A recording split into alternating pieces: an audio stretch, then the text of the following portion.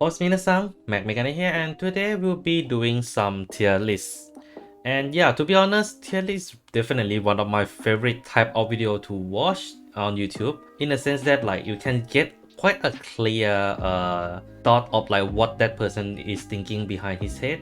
And also it's kind of fun to compare with each other, respectfully of course. So that is gonna be one of the disclaimer here. The tier list will be based on my feeling of these characters, I mean these right lines, and also my experience as I played a lot in the remote fight as well as in the real life fight when I am able to. So yeah, if you're already this far, I make manga content semi-regularly. I will try to push as fast as this video as fast as I can. If you like and enjoy this type of content, then don't forget to like and share this video, and of course hit the subscribe and the bell button to keep up with my notification. And with that obligatory YouTube greetings going on, then let's get into the list. So I'll need to explain real quick what I'm thinking of each of the tiers on how viable they are. Tier D is essentially they need a lot of help. They are currently somewhat playable as a deck, but compared to tier 4, which is feel more the decks feel less complete, like they are missing something that they need to be added in. While tier 4 is essentially playable, but the deck needs some helps, but it's not necessary as much as tier D. And of course tier 1 is most consistent, most powerful. Tier 2 it has some rough patch here and there. You definitely run into a few bad games, but overall this can keep up with the tier 1 deck as much as the amount itself in the tier 2. Tier 3 is the deck is fine as it is. Oops. It is fine as it is. It's not completely broken, it's not completely strong, but it is somewhat able to keep up with the higher tier and kind of beat the lower tier with relative ease. So without further ado, let's start talking about the tier 1. The tier 1 is, there's 3 decks in general that I have in my mind, and that is Loro, Bastion, and Bruce. Each of and yeah, they are good in this order. Okay, the reason that they are in this tier, initially Bastion in BT02 is supposedly in the tier 0, but I think after BT03 his strength dropped a little bit. But in general, Laurel has everything that she needs. She has draw power, she has restander, she has a crit pressure, she has a Sentinel restrict, which is by far the best type of restrict as of now in the D format. And also she have a lot of resource unit, a card that can guard with a high shield number, and also counter charger. So like Nero is the most consistent deck right now in the format. She has everything that she needed, and she is one of those decks where if you manage to finish her by turn 3, the moment she ride into her grade 3, you are more or less safe. It's similar to Bruce in the sense that it has a very late start, but once it starts to get the engine running, it will run all the way to the end. For Bastion, like I mentioned earlier, Bastion was a tier 0 deck because of how strong he was back in BTO1, but over time other decks start to catch up with him, and now he's still kind of like reigning at the top as some of the best consistent deck and one of the most bang for your buck, but he has a competition now in the form of the tier 2 decks, and of course the Lolo and the Bruce. He's still a very good deck. It's just that his support has been very shit for the past 2 booster, and because of that he dropped by a tier, and I think he might go back up into this tier 0 if the support that he's getting in BTO4 is good. And also when it comes to the support, I think Bruce is used to be called a dark horse, but now it just Bushiroad's favorite child. But the thing about Bruce is that Bruce now has an element of unpredictability in the sense that now he can build into several different ways because of how widespread his offense power is when it comes to his support. And because of that, he has a very aggressive playstyle and quite unpredictable in the sense that you don't know which style he will be playing. He might be playing crit heavy with Eden, he might be rush heavy with Leonard, and he might be playing social style with Derek and the Pandemonium Tactics. So Bruce has a lot of way to play, and all of them does work with each other, and at the same time they bring a different element of Bruce. I mean, I did make a video about what's the problem with the Bruce and the reason why he actually is very good right now. I do think that with the new form he might change or break, depends on how well he will receive his support in the BT04. Okay, now let's move on to the D tier. There is a few decks that like really need a support, like urgently needs a support. Fortunately, there's only 3 of them. The first one being Villista. Villista problems stem from the fact that, for one, her advantage from that specific Soul Blast is a little bit not very good. Like, yes, spawn 2 rear guard for free is good, but the fact that you need to check top 5 means that there's a chance that you will hit a dud, just like Eugene. And also her recycler is not very good as well. She does have some interesting choice of boost, some resource choice here and there, but I do think it doesn't really help her overall. And that's why I leave her here in the D tier. If Villista is one of those that I would say I have least confident talking about it, because I didn't have enough time to fight against it, but from what I fight a few times, that's the feeling that I get it from. So leave in the comments below on what you guys think about Villista. Next up from Villista is Astarte deck, the trial deck, and I feel like this is the best representation of Bermuda Triangle in the D format. But the problem is that her full power is locked behind the Persona Blast a little bit too much. In fact, I feel that like some of the red line that has their skill kind of restrict under Persona Blast kind of drop into a tier like tier 3 downwards.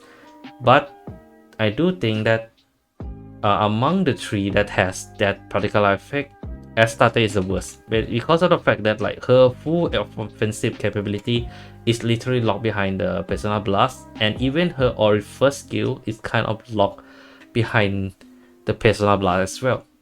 But I think overall she has enough. I think like her build is good enough already. She just needs some kind of a searcher, a proper searcher, not like the generic one that the Relical have right now, which does burn a lot of cards in the hand. And as much as this deck does return cards back to hand, that doesn't draw enough to really compensate for that -2 for that one single red Persona right card. And the last deck in the D tier is actually Dragonic Overlord. Okay, Overlord I think as a deck is almost complete. The only problem with Overlord I feel is that its mechanic is a little bit too old school for D format. Like, yes, it's currently one of the 2 restanding Vanguard, but the problem with Overlord I feel is that Overlord needs to hit to activate the full effect. And if you are a smart player, it's not hard to kind of counter Overlord skill, even if you use the Nehalem and some of the other unit to boost his power. He's still quite an easy unit to get around with, especially some of the deck in the higher tier is actually capable of evade Overlord very consistently, and the support that they try to give to the Overlord is a little bit weak in my taste. And because of that, I think he needs something to really boost his skill. But overall, I think this is fine. Like, I think like one of the best way to fix this Overlord I feel is that I'm not sure if any of you will know about this card or not, but there used to be this Neo Nectar old card called Fruit Basket Elf that allow you to hit the Vanguard, grant you to hit the Vanguard at the cost of not able to deal damage for that particular attack. So I think that will help. Okay, let's move on to the tier 4 where the deck is more or less playable. They do need support but not as urgent as D tier. And the first one I would say that fall into this category is Alestial. Alestial is actually a very aggressive deck if you play White Wings. Her White Wing version is actually one of the funnest I have in playing D format. Like, yes, there's a gacha matter, yes, there is some uncertainty about it, and the power can be a little bit low, but the fact that you can keep your crit pressure consistent throughout the entire game, this is something I should give it praise for Alestial for. And the fact that she's in tier 4 alone is because of the fact that half of her power works very well. But the issue with her is that another half of her, the Black Wings, are not as good. The Black Wing does do some interesting thing, but when it comes to pushing the damage, White Wing does a lot of better job. And that's why I decided to leave her at tier 4, as she is sufficient as a White Wing deck already. But she's currently not at her full power yet until they get some better card to fix her issue. Next up in the tier 4, we have the two deck that is kind of forgotten in the D series, Eugene and Hexa Op. Okay, Hexa Op suffers similar issue as Astarte, not as bad in the sense that her skill are a little bit easier to trigger. And the fact that Hexa Op is actually in tier 4 right now is that she has a lot of good card but lack the enough resource to fully utilize everything, and because of that I feel that that's the reason why she kind of dropped a bit. It's not that she's bad, it's just that like currently a lot of good card that she can use, it just locked behind a Counter Blast and a Soul Blast, and her option to gain resource with counter charge and soul charge is just not enough right now. The case kind of go opposite with Eugene. Eugene can keep a consistent column of rearguard constantly with his skill, and now that with some of the newer cards that it allow him to kind of like swarm the field very quickly as well, and also he can keep a crit pressure quite well with Tri-Bash and everything. The only issue right now with Eugene is just that his mechanic just not very friendly in the D format because of the fact that the problem right now is that his retiring power is good, but not a lot of deck needs a rearguard to be on the field all the time. And because of that, his window opportunity usually come after the barrage of the attack. And that is not something that you want to see in any D deck. But he's a perfectly playable deck right now. I think the only way to fix Eugene right now is that make use of that 2 or less rearguard condition a lot more often, and I think that will help his deck a lot. Okay, then the last two of the tier list here is actually coming in a pair as well, Gridon and Gravidia. These two decks will definitely bump up in their ranking once the BT04 come out, but right now this is where it is at. They are perfectly playable. Gridon has a very aggressive play. It's aggressive in the very different way, kind of a bit more toward an LK kind of pressure. But the issue with him is that he doesn't have enough. The fact that he only restrict to 1 to 2 attack per 2 to 3 attack per turn is just really that bad. Luckily, some of the cards from coming in BT04 help to fix the issue, but as we know, we are just keeping up to BT03. That's where it's gonna lie. And of course, Gravidia, I feel like the initial issue with Gravidia in BT03 is that he is lacking Recycler. And fortunately, she's getting it in BT04. But right now, I think she's perfectly playable as she can filter out the deck quickly with searching for Meteor. It's just that once you ran out of Meteor, you have no offense at all. You literally have 0 offense power, and because of that, that's why they are in tier 4 right now. Okay, so tier 3 playable, just need a bit of push. Not as urgent as D tier or tier 4. And the first one that will be going into that tier 3 is Magnolia. Magnolia has an advantage of a early rush, and I think this is one of the very few decks that has ability to early rush really effectively. The only issue with this Magnolia is that he is locked behind personal right. Yes, I'm aware that personal lock, the personal right lock is actually not as bad as Hexa Op or Astarte, but I think when it comes to rushing, Blackbird is a lot better. Like right now, Blackbird can rush as well as Magnolia at the much lesser resource. And when I say resource, I mean number of cards that you need to call. And that's what's scary about Blackbird actually. Blackbird can set up very easily and can hit the number that he need to hit very quickly. So like all his effect, as much as it looks a bit hard to activate, it will activate very consistently throughout the game. And because of that, that additional layer to his restriction. And the rush deck right now is just not enough to beat some of the stronger deck in the list. Next up is Nirvana. Okay, I think people will not be very happy about me when I put Nirvana here, but let's just put it this way. Nirvana is perfectly fine as a deck right now. The support that he did is quite minimal because of the fact that he have decent amount of tools and also power.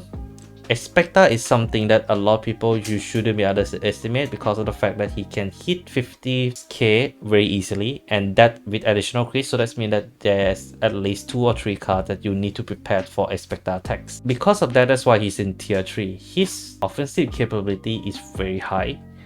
It's just that right now he is very easily counterable. His simplicity essentially is his downfall for this case, and I think the newer cards of the Verena and the new form of the Nirvana might help him in some ways, but let's see once the card is released. Okay, next Filthy Rose. Filthy Rose is like a half of Nero in a sense that she doesn't have full amount of advantage compared to Lolo, but like she can do a lot of good things. Like she can set up the field with 0 hand, and she can do multi-attack better than Nero. The only issue is that she doesn't have enough power, and also I think she's also one of the most drive shake. It is one of the unit that can drive shake the most at right now, and she can drive shake and hitting trigger very consistently. The only issue I feel is just that she's quite prone to rush quite a bit,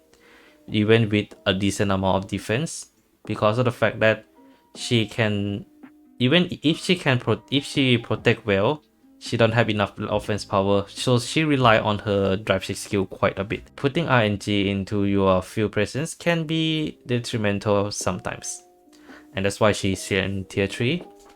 The final unit in, oh wait, I just realized I forget to put one deck right here. PVD is actually below LS tier, just because of the fact, okay, let's put it this way, he has a good Vanguard pressure, but missing Rearguard pressure. Like he can spawn field very quickly, easily, but he doesn't give enough benefit to his Rearguard as much as he give to Vanguard, you know, being Shadow Paladin and all. But yeah, I mean, it matched his playstyle very well, his deck worked fine. It's just that sometimes you just need Rearguard pressure. And yeah, okay, last one for tier 3 is Prison. Prison, in my opinion, is like a gateway to good deck. If you manage to consistently go against Prison, I think you are already a good deck. And I'm aware that some of the lower tier deck can fight against Prison very consistently as well, but the issue that these decks have with themselves does weigh down their win probability against Prison, and that's why they are lower than Prison. And Prison, in my general opinion right now, is just a very good control deck, and they are getting better at controlling. So if you ask me in terms of skill scaling, Prison will be one of the hardest deck to play against because you need a lot of patience, a lot of analytical mind. But if you know how to play Prison properly, you will be one of the best player around. I have seen a number of good Prison player own the shit out of the tier 1, tier 2 deck because they know how they play how to control the field present. Okay, let's move on to tier 2 with the Elite 4. The first one of the Elite 4 is Carissa. Carissa strength relies on her order, aim to be the strongest idol, and also her units, her support kind of revolve around making sure that the Vanguard attack is hit, and thanks to the order, it helps that hitting helps a little bit more consistently, and because of that, she can gain a lot of advantage from like a huge power spike to restanding and also draws. In fact, I think among all the relical deck, she draws the most, and she draws very consistently, and because of that, I do feel Carissa is worth to be in tier 2. The fact that she does search a lot also, which helps a lot.